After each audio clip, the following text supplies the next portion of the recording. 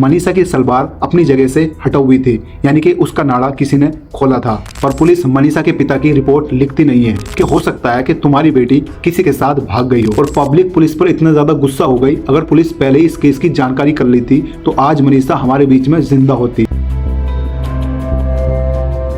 Video में दिख रही 19 साल की मनीषा जो बहुत ही निहायत शर्मीली लड़की थी। सिर्फ इसका सफर घर से स्कूल था और स्कूल से घर था। मनीषा ज़्यादातर अपना सारा समय अपने परिवार के साथ बिताती थी, पर इसने कभी ये नहीं सोचा था कि मेरी ज़िंदगी में इतना खौफनाक, इतना दर्दनाक दिन आएगा जिसको देखकर शैतान की भी रूह कांप जाएगी।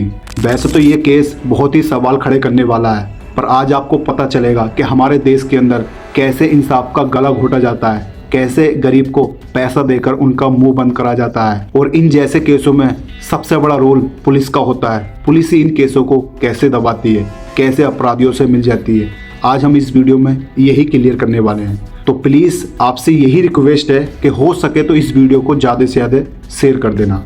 तो ये केस है हरियाणा के भिवानी डिस्ट्रिक्ट में लुहारू के धनी लक्ष्मण गाँव का। 11 अगस्त 2025 को डेली की तरह मनीषा अपने घर से निकलती है और सीधा जाती है किष्टकेल बाल विद्यालय स्कूल की तरफ, जहां मनीषा इस स्कूल में बच्चों को पढ़ाने का काम करती है। और उसी दिन दोपहर को 1:58 पर मनीषा अपनी स्कूल से निकलकर पास ही के नर्सिंग कॉलेज के अंदर जाती है, वहां से एडमिशन फॉर्म लेने के लिए। पर इसके बारे में मनीषा ने पहले से ही अपने पिता को बता दिया था। ये एक ऐसा इकलौता प्रूफ है जो आखिरी बार मनीषा को देखा गया था। शाम के टाइम में मनीषा इस रोड से गुजर रही थी और उसके बाद मनीषा का कोई पता नहीं चला। जब देर रात तक मनीषा अपने घर तक नहीं पहुंची तो इसका वेट कर रहे इसके दादाजी परेशान हो गए। और मनीषा के दादा इतना ज्यादा परेशान हो गए, जब काफी वक्त इंतजार करने के बाद भी मनीषा अपने घर वापस नहीं लौटी, तो फिर मनीषा के दादा उस बस ड्राइवर के पास पहुंचे जिस बस में बैठकर मनीषा डेली स्कूल को जाया करती थी। बस ड्राइवर ने मनीषा के दादा को बताया कि मनीषा स्कूल खत्म कर पास ही के नर्सिंग कॉलेज में एडमिशन फॉर्म लेने के लिए चली गई थी और इसी वजह से हो सकता है कि मनीषा को घर लौटने में देरी हो गई हो। तो जैसे बस ड्राइवर ने मनीषा के दादा को सब कुछ बताया तो मनीषा के दादा कहने लगे हो सकता है कि उसको आने में देरी हो जाए, वो कहीं रुक गई हो। और जब रात ज्यादा हो गई, मनीषा फिर भी अपने घर वापस नहीं आई, तो मनीषा के दादा ने मनीषा के पिता संजय सिंह को इन्फॉर्म किया। और फिर अचानक से उसी रात मनीषा की उसके पिता के पास कॉल आती है और कॉल सिर्फ 10 सेकंड चलती है, दोनों तरफ से हेलो हेलो होती है और उसके बाद कॉल डिस्कनेक्ट हो जाती है। और वापस जब मनीषा के पिता ने मनीषा को दोबारा कॉल लगाई तो मनीषा का फोन स्विच ऑफ था, बंद था। और जैसे ही पता चला कि मेरी बेटी का फोन स्विच ऑफ हो गया है तो दिल में अजीब से ख्याल आने लगे कि आखिर मेरी बेटी किस मुसीबत में है, कहाँ पर है। तो तुरंत मनीषा के पिता अपने गांव से बस पकड़कर उसी नर्सिंग कॉलेज के अंदर पहुंचते हैं जहां पर मनीषा एडमिशन फॉर्म लेने के लिए गई थी। और आकर इस कॉलेज के सिक्योरिटी गार्ड से पूछते हैं कि तुमने यहाँ पर मनीषा नाम की लड़की को आते हुए देखा है? तो सिक्योरिटी गार्ड मना कर देता है कि यहाँ पर कोई मनीषा नाम की लड़की नहीं आई। मनीषा के पिता ने अंदर कॉलेज के अंदर जाकर रिसेप्शन वालों से भी पूछा तो उन्होंने भी ये जवाब दे दिया कि यहाँ पर कोई मनीषा नाम की लड़की नहीं आई। और यहाँ पर मनीषा के पिता ने एक चीज नोटिस करी, जितने भी रिसेप्शन वाले लोग हैं उन्होंने शराब पी रखी है। तुरंत मनीषा के पिता पुलिस को इन्फॉर्म करते हैं और पुलिस जो है तुरंत इस नर्सिंग कॉलेज के अंदर आ जाती है। जब मनीषा के पिता ने पुलिस के सामने इन लोगों से सीसीटीवी वीडियो मांगी तो इन लोगों ने दिखाने के लिए इनकार कर दिया कि हम नहीं दिखा सकते। फिर मनीषा के पिता अपने चाचा को लेकर पुलिस स्टेशन में पहुंचते हैं और मनीषा की मिसिंग कंप्लेंट कराते हैं। और पुलिस मनीषा के पिता की रिपोर्ट लिखती नहीं है, ये कह के टाल देती है कि हो सकता है कि तुम्हारी बेटी किसी के साथ भाग गई हो सकता है कि वो 1-2 दिन में वापस घर को लौट आए। और पुलिस का ये रवैया देखकर मनीषा के पिता संजय सिंह निराश होकर अपने घर वापस चले आते हैं। और फिर से अगले दिन मनीषा के पिता लुहारू पुलिस स्टेशन में अपनी बेटी की फिर से रिपोर्ट लिखवाने के लिए जाते हैं। मनीषा के पिता को सुबह से लेकर शाम तक पुलिस वालों ने पुलिस स्टेशन में बिठा के रखा। आखिरकार शाम के टाइम पुलिस वालों ने इनकी रिपोर्ट लिख ली और फिर अगले दिन पुलिस उसी नर्सिंग कॉलेज के अंदर जाती है और वहाँ के स्टाफ से जाकर वहाँ की सीसीटीवी वीडियो मांगती है। पर इस कॉलेज के स्टाफ वाले पुलिस को भी वीडियो देने के लिए मना कर देते हैं। तो पुलिस ये सब देखकर पुलिस स्टेशन वापस आ जाती है और बाद में पुलिस मनीषा के नंबर को ट्रेस करने लगी कि आखिर लास्ट बार मनीषा ने किस जगह से कॉल करी थी। और उसी दिन की शाम को मनीषा के पिता के पास सीआई शकुंतला की कॉल आती है और वो कहती है कि जिस कॉलेज में आपकी बेटी आई थी उससे करीबन 1 किलोमीटर दूर की दूरी पर नाले के पास एक खेत में एक लड़की की डेड बॉडी मिली है, तो तुम्हें यहाँ पर आना पड़ेगा। हो सकता है कि ये डेड बॉडी आपकी बेटी की तो नहीं है। और ये बात सुनकर मनीषा के पिता एकदम से ही घबरा गए, क्या पता वो मेरी ही बेटी की बॉडी हो। तो तुरंत मनीषा के पिता उस जगह पर पहुंचे जिस जगह पर लड़की की बॉडी पड़ी थी। और जब मनीषा के पिता ने लड़की की बॉडी देखी, जैसे उनको पता चला कि ये बेटी हमारी है और ये मनीषा है, तो ऐसा सोचो कि जैसे कि मनीषा के पिता के पैरों के नीचे से जमीन खिसक गई हो, उनकी ज़िंदगी उजड़ गई हो। जब उन्होंने देखा कि मेरी बेटी की बॉडी इतनी बुरी कंडीशन में मिली है तो वो और ज़्यादा घबरा गए, उनसे रहा नहीं गया, वहीं पर फूट फूट कर रोने लगे। वहाँ पर जितने भी लोग थे जो उसको पहचान करने के लिए आए थे वो सारे रोने लगे। मनीषा की बॉडी एक खेत में थी, बॉडी की कंडीशन इतनी ख़राब थी कि बॉडी का फेस जो है डिकम्पोज होना चालू हो गया था। पहचानने में नहीं आ रहा था कि आखिर सच में यही मनीषा है। जब मनीषा के पिता ने इस बॉडी के कपड़े देखे और कुछ चीज़ों को पहचाना तब पता चला कि वाकई में ही ये बॉडी मनीषा की है। और ये देख के पता चल रहा था कि इस बॉडी की आंखें गायब हैं और फेस पर ऐसा लग रहा है जैसे कि किसी ने ऐसा है, यानी चेहरा इतना डिकम्पोज हो गया था कि अंदर की हड्डी एकदम कंकाल की तरह नजर आ रही थी, जैसे कि कंकाल होते हैं। और इस बॉडी की गर्दन ऑलमोस्ट गायब थी, सिर्फ 1 इंच ही शरीर से जुड़ी हुई थी, नहीं तो सारी गर्दन शरीर से अलग थी। और मनीषा की मौत की खबर पूरे गांव में आग की तरह फैल गई और सब यही सवाल कर रहे थे कि आखिर इसका जिम्मेदार कौन है, किसने मनीषा के साथ ऐसा किया है। और जिसको भी मनीषा की मौत के बारे में पता चल रहा था तो सब लोगों में गुस्सा उभर रहा था, चाहे वो सोशल मीडिया हो या रियलिटी हो। और बाद में धीरे धीरे उस जगह पर भीड़ इकट्ठा होने लगी जहां पर मनीषा की बॉडी मिली। और पुलिस ने ये सब देखकर तुरंत उस जगह को सीज कर दिया और जल्दी से मनीषा की बॉडी को पास ही के हॉस्पिटल में पोस्टमार्टम के लिए भेज दिया। और पब्लिक पुलिस पर इतना ज्यादा गुस्सा हो गई, अगर पुलिस पहले ही इस केस की जानकारी कर ली थी तो आज मनीषा हमारे बीच में जिंदा होती, उसकी मौत नहीं होती। और धीरे धीरे पूरे देश के अंदर लोग धरने पर बैठ गए, सबकी जबान पर यही था कि मनीषा को इंसाफ दिलाओ, मनीषा के साथ जिसने भी किया है उसको सजा मिलनी चाहिए। और जैसी मनीषा की पोस्टमार्टम रिपोर्ट आई, ना तो मनीषा के परिवार वाले राजी थे, ना वो लोग राजी थे जो प्रोटेस्ट कर रहे थे, धरने पर बैठे थे, क्योंकि पोस्टमार्टम की रिपोर्ट में कुछ अलग ही दिखाया गया था। और जिसने भी मनीषा की बॉडी देखी थी उसको यही लग रहा था कि मनीषा के साथ है और दरिंदों ने बाद में इसकी बेरहमी से हत्या कर दी। और 14 अगस्त को जैसी मनीषा की पोस्टमार्टम रिपोर्ट आती है तो डॉक्टरों ने इस पोस्टमार्टम रिपोर्ट में ये लिखा और रेप के एंगल को ये बता दिया कि मनीषा की बॉडी के कपड़ों पर कोई भी सीवन नहीं मिला है। और पुलिस मनीषा की पोस्टमार्टम रिपोर्ट देखकर ये साबित कर देती है कि मनीषा के साथ ना कोई रेप हुआ है ना कोई मर्डर हुआ है। और पुलिस का ये बयान सुनकर मनीषा के परिवार वाले और जितने भी लोग मनीषा के लिए प्रोटेस्ट कर रहे थे, धरना कर रहे थे, उनको और ज्यादा गुस्सा आ गया, क्योंकि इस केस में कहीं ना कहीं गलती पुलिस की थी। फिर क्या हुआ, वही लीपा पोती कि सरकार ने कुछ पुलिस वालों को सस्पेंड कर दिया और कुछ पुलिस वालों का ट्रांसफर कर दिया ताकि ये केस ठंडा हो जाए और ये खबर सोशल मीडिया पे ज्यादा फैलनी जाए। और इसी वजह से सरकार ने इस जगह का नेट बंद कर दिया ताकि इस खबर के बारे में दुनिया को पता नहीं चल जाए। फिर 16 अगस्त 2025 को पुलिस ने मनीषा की बॉडी को दोबारा से पोस्टमार्टम कराने के लिए अब तक दूसरी जगह भेजा, पर इस बार तो ये पोस्टमार्टम रिपोर्ट पहली वाली से भी खराब लिख ली।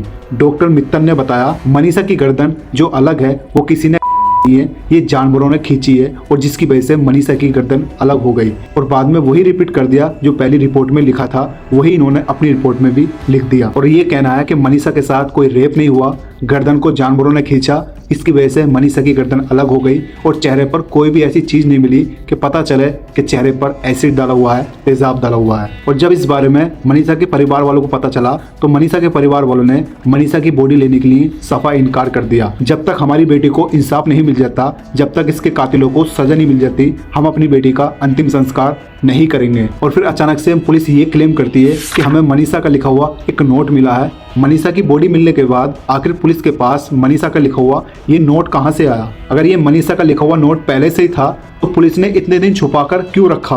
और ये सब जानकर मनीषा के घर वाले और जितने भी लोग धरने पर बैठे थे ये सोचने लगे कि इस केस में कोई ना कोई बड़े लोग इन्वॉल्व हैं और पुलिस जो है उन्हें बचाने की कोशिश कर रही है। और अगले दिन को मनीषा के परिवार वालों को शांत दिखाने के लिए हरियाणा के सीएम ने ये ट्वीट किया और ये लिखते हैं कि इस केस में सीबीआई जांच होगी और मनीषा की बॉडी का तीसरी बार पोस्टमार्टम होगा। मैं सच कहूं कि मनीषा के मर्डर केस में शुरू से लेकर अब तक पुलिस ने इतनी लापरवाही करी है कि इसका सच सामने आना बहुत ही मुश्किल लग रहा है। ऐसा मैं क्यों कह रहा हूं? तो इसे समझने के लिए हमें गहराई में जाना पड़ेगा। देखो, पुलिस ने शुरू से ही लापरवाही करी है। अगर पुलिस चाहती तो इस केस को सीरियसली लेती तो आज मनीषा हमारे बीच जिंदा होती, क्योंकि अगर पुलिस सीरियसली इस केस को लेती तो सबसे पहले पुलिस उसी नर्सिंग कॉलेज में जाकर वहां से सीसीटीवी वीडियो लेकर आती, उसी में पता चलता कि आखिर मनीषा किस टाइम इस कॉलेज में आई थी या नहीं आई थी। ना तो पुलिस ने मनीषा के फोन को ढूंढा, ना तो मनीषा के फोन की कॉल ट्रैक करी कि लास्ट बार मनीषा ने किससे बात करी थी और मनीषा के पास किसकी लास्ट बार कॉल आई थी।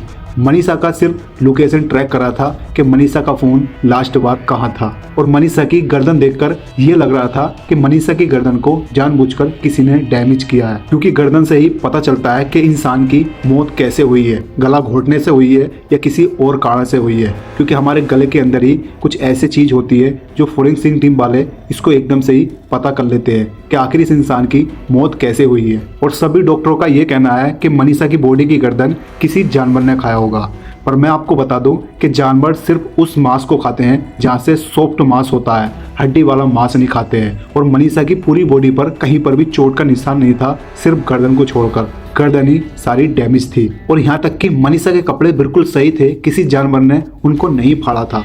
अगर जानवर मनीषा की बॉडी को टच करते, उसके शरीर से मांस लेकर जाते तो कपड़े भी फटते, पर कपड़े बिल्कुल सही सलामत थे, किसी जानवर ने कपड़ों को टच भी नहीं किया था। ना तो मनीषा की बॉडी पर किसी जानवर का सलाइवा मिला।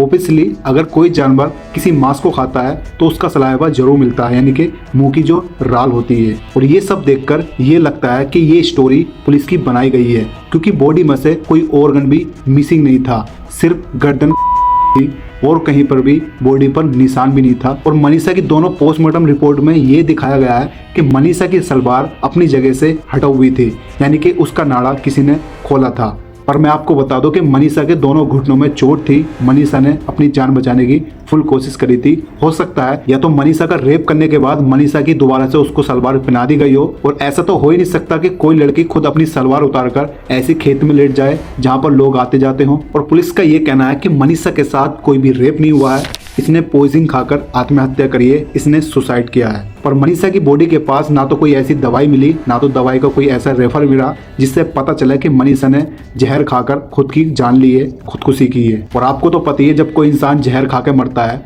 तो उसके मुंह से झाग आने चालू हो जाते हैं और इंसान का शरीर जो है बदल जाता है, काला पड़ जाता है।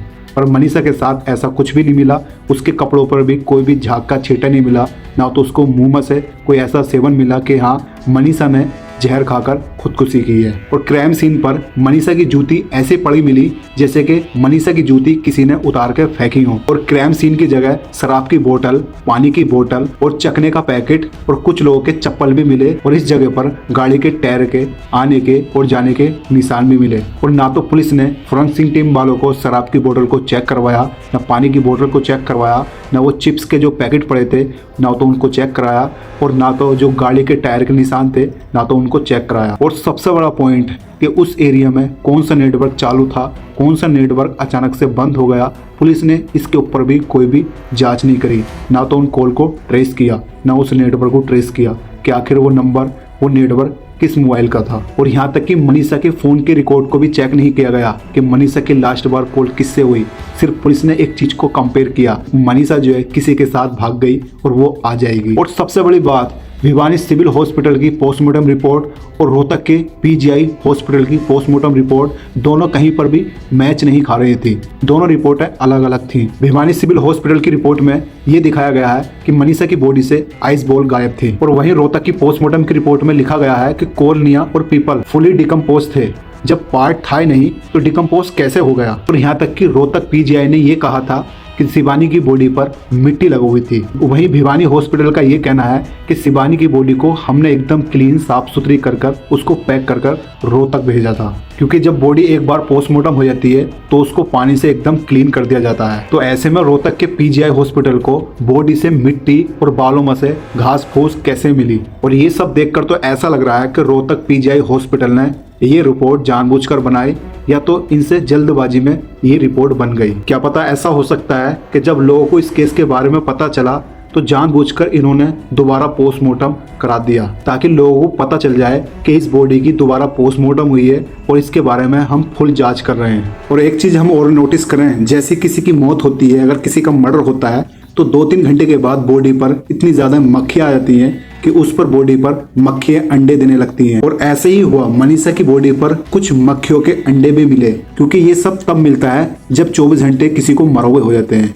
और मनीषा की बॉडी तो देखकर ऐसा लग रहा था कि 203 दिन हो गए थे। और ऐसे टाइम में जब बारिश होती है तो इस वक्त बॉडी जल्दी से डिकम्पोज हो जाती है। और पहले दिन तो इस केस को पुलिस ने खुद ही मर्डर केस माना, और जैसे टाइम बढ़ते गया पुलिस ही बदल गई। पुलिस ने ही झूठ बोलना चालू कर दिया कि मनीषा का कोई मर्डर नहीं हुआ, कोई रेप नहीं हुआ, इसने खुदकुशी की है। और जब पब्लिक ने मनीषा के लिए इंसाफ की आवाज लगाई तो सरकार ने क्या किया, कुछ पुलिस वालों का ट्रांसफर कर दिया और कुछ पुलिस वालों को सस्पेंड का लॉलीपॉप दे दिया। बल्कि इस केस को एक ऐसे ईमानदार ऑफिसर को सौंपना चाहिए था ताकि वो इस केस में दिल से और मेहनत से काम करता और मनीषा को इंसाफ मिलता कि आखिर इस केस की सच्चाई क्या है, किसने मनीषा के साथ ऐसा किया। पर अभी तक मनीषा को इंसाफ नहीं मिला है। हम तो यही चाहते हैं कि मनीषा को इंसाफ मिलना चाहिए। जिन लोगों ने भी मनीषा के साथ इतनी घिनौनी हरकत करी है उनको कड़ी से कड़ी सजा मिलनी चाहिए कि आखिर वो लोग कौन है। अब आप लोग मुझे ये बताइए कि आपको क्या लगता है कि इस केस में कोई बड़े बड़े लोग इन्वॉल्व हैं, पुलिस उनका साथ दे रही है, उन लोगों का नाम दबा रही है, कि इसमें सारी गलती किसकी है?